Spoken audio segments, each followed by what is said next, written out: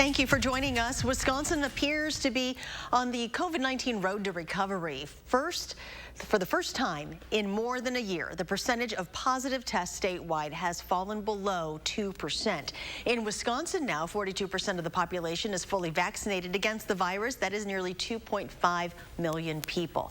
Right now, there are nearly as many people in the hospital for COVID in Wisconsin as there were in Dane County at the pandemic's peak last fall. It's the fewest number of cases Wisconsin hospitals have seen since the pandemic started. Gabriella Becerra joins us live to explain what that means for our local hospitals. Gabby?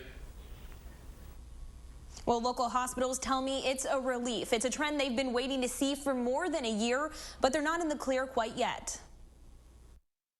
Looking back to November, the peak of COVID, more than 2,200 people were in Wisconsin's hospitals sick with the virus. There were droves of patients coming in. They were very sick. They needed medical attention. Everyone was feeling, overwhelmed. Today, that number is down to 186. Locally, UW Health couldn't tell us exactly how many COVID patients it currently has, but the general trend is good.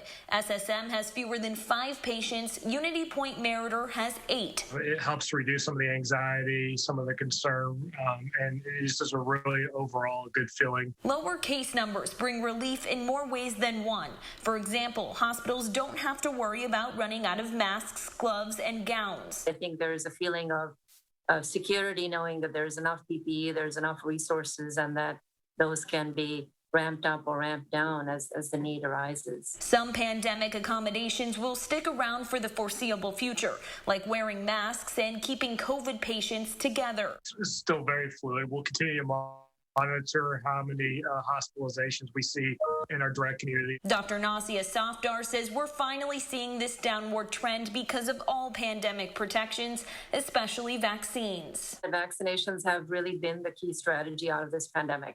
Without them, we would be forced to sort of, be restrictive, be less restrictive. There's just a lot of yo-yoing back and forth depending upon community spread.